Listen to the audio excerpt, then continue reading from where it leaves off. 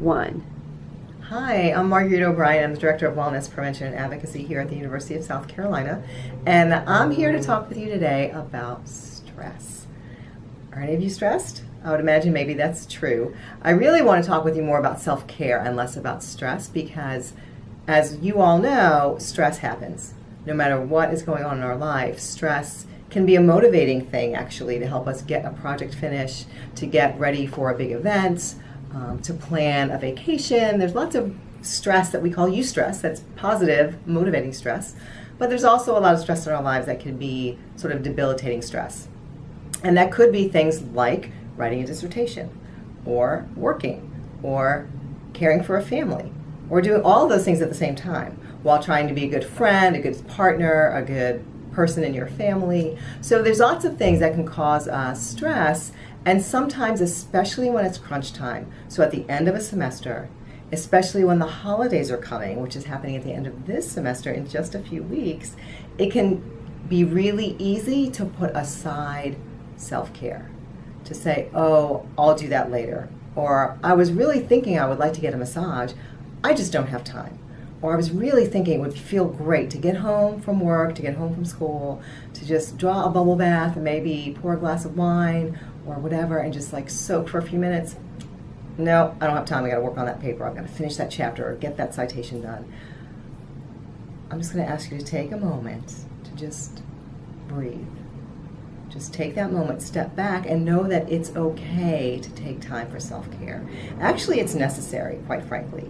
This is an old and worn cliche about the reason the oxygen mask they tell you in a plane to put yours on first is so you can help others. It's really true. When you are depleted, when your energy stores are low, it's really hard to then have that empathy or sympathy or compassion or even friendliness towards other people.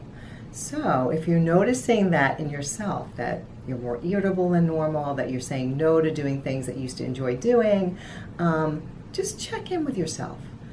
Take that time, take a moment to breathe, take a moment to think, take a moment to reflect on some of the things in your life that you really appreciate, the people, the places, the things. And know that we here at the University of South Carolina are here for you to help you with any of those emotional or mental health needs. So when there's a time when you feel like, well, you know what, talking to my friends, having that cup of tea, exercising, praying, meditating, all the things that you might normally do just don't seem to be working, we care and we're here. Within health services, we have counseling and psychiatry. We have a campaign right now going on called Mental Health Matters. Be real, be there. And I encourage you to look for that online. And it really just focuses on, one, being real, being able to say, you know what, I'm not okay right now. I don't know what it is. I'm in a funk, something's going on, and that's okay. Be real with yourself. Be real with your friends and loved ones and let them know what kind of space you're in. And then the be there part is to be there for each other, to talk to each other, to have a listening ear, just to let that person know that you are there for them, to listen to them. And our counselors and psychiatrists are here for you as well. We've got individual therapy sessions, we've got group therapy sessions. So check that out. It's definitely here for you, and don't be ashamed or afraid of trying that out for yourself. Think about, too, about all the demands that might be coming up with the holidays. So that's a whole nother layer of things that can be really exciting and motivatingly stressful for you, but for some of us it also can be sort of dreadful. The idea of having maybe to shop, the idea of having to maybe cook, the idea of maybe having to see family members that we haven't seen in a while. Could be positive things or maybe not so positive things in your life for you. The holidays can be a very lonely time. And so it could be a time, though, that maybe you start some new traditions. You might have had a Friendsgiving recently. You can have a friend's December holiday of choice, whatever that is for you. You could also look into volunteering some of your time. Sometimes the things that fill up our hearts is when we help others in need as well. And it gives us a little bit of perspective if, sometimes to see, yeah, I'm going through some stuff and my life isn't as great as I want it to be. It's not as great as it seems to be on Facebook or Instagram, but it's good. And there are people in my own town that need my help a little bit more. So maybe just getting out of your own bubble for a minute can help get that perspective. And then helping others makes us feel well. And if you're not a people person, that's cool. There's animals that need help too. So go to a shelter, walk a dog, pet a cat. I don't think they particularly like to be walked, but just do something that gets you out maybe of your norm. Shake up your routine a little bit. The other thing I think that I would like to offer to you is just one thing that you have with you all the time. You have at your disposal, you have in your power, which is breathing.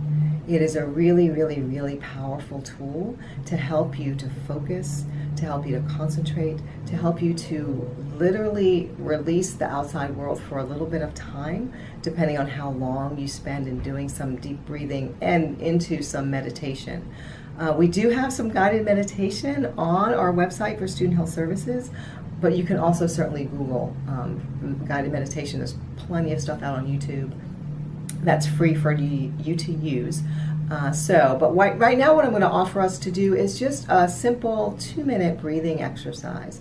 So I'll invite you to get comfortable in your space, however that is. If you need to move, get on the floor, sit in a chair, whatever you'd like to do. But just go ahead and find a comfortable space, and I'll walk you through the technique.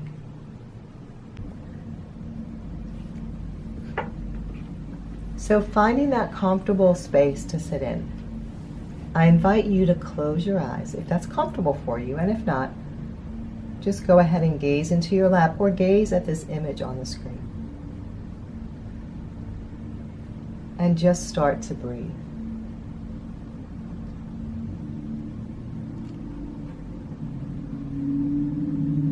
Just deeply and completely breathing. Taking a deep inhalation through your nose and exhaling through your nose.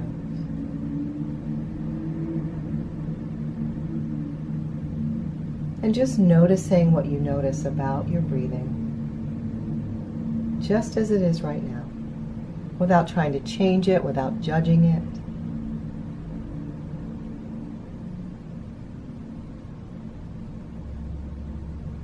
And start to pay closer attention to your breath.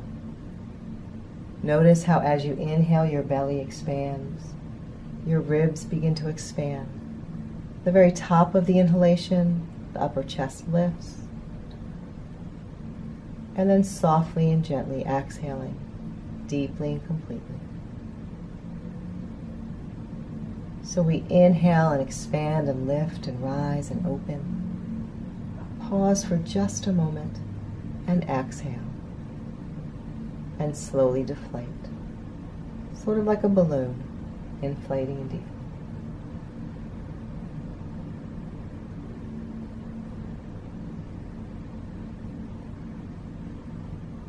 Just following the ebb and flow of your breath. And as random thoughts flow into your mind, know that that's perfectly normal, and just let them settle into the background.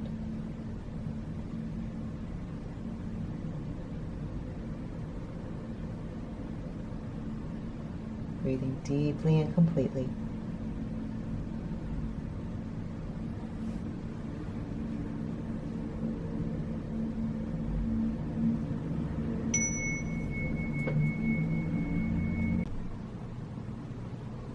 Gently opening your eyes, returning back to this space.